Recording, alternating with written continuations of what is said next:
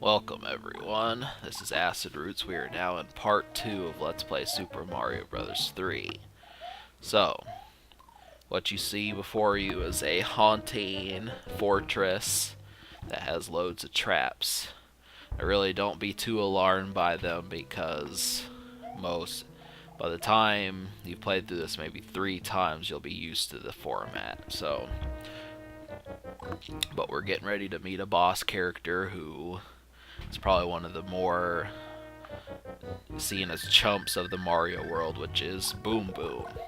So he dances around and tries to pound you, and you just have to jump on his head, shoot him with fireballs. But first boss character in Mario that was not Bowser, really. But there's 2 stages left in World 1, here we go. So I forgot what I was talking about before, but really, you should, this is basically an expansion of Mario. That's the greatest asset that this game has, is that it is basically super-sized version of Super Mario Brothers. And my knowledge is a little bit dusty. So I don't want to say rusty, but dusty. I kind of looked up back in 2015. I looked up some of the history on the Nintendo Entertainment System, and the real plans for it were in 1982. I don't know if I've said that before, but the Consumer Electronics Show, which was basically the showcase for video games before E3, that was something that it was at. There was just a whole bunch of it. Going to websites like Wikipedia and stuff, you can really learn some stuff there. It's one of the main reasons, one of my favorite websites. I basically go to that website often, but it does have its history on Mario. And so this game, next to Super Mario Bros., was the best-selling game for the Nintendo. And really, because the Super Nintendo came out a year later, that's really good.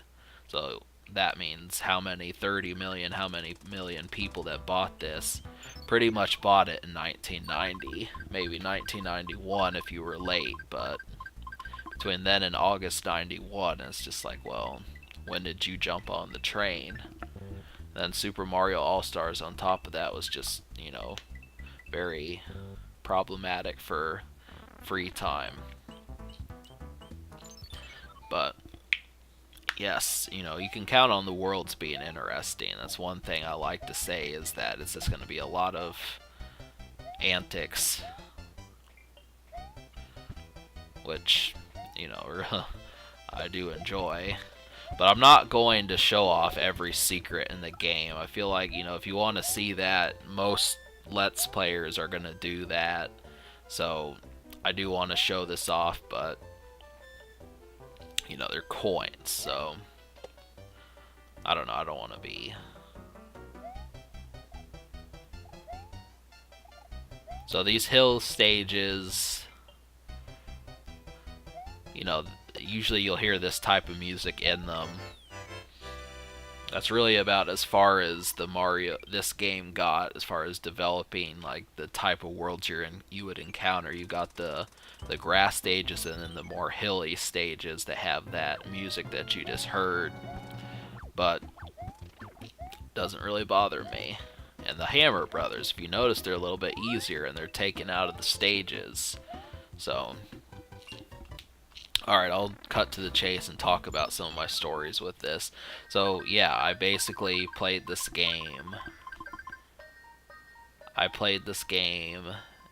And yes, Toad turns around if you look at him from that angle, but I played this game quite a bit, but I never really got past, like, World 2. I didn't like fighting the Boos when I was younger.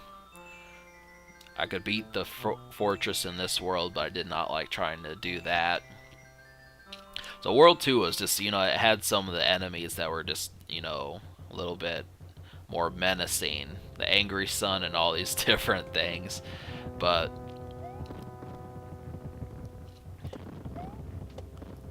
or just all sorts of those. So, but I really didn't play this game that much until like a certain point. Like even now, this is going to be the first time that I've actually beaten Super Mario Brothers 3.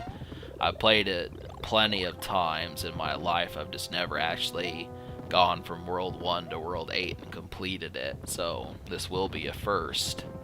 But I have gotten to World 4, 5, 6. I've seen them and played them, but back in the 90s, watching someone actually be able to beat these games was, that's like seeing a movie without paying for it.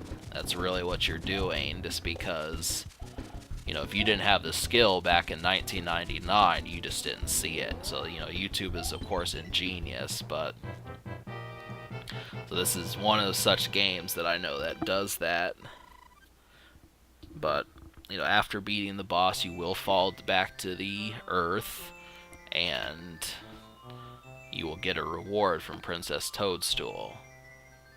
So, take note, we weren't aware that she was going to get kidnapped in this one. That was kind of a surprise. So, but I definitely have more stories coming up.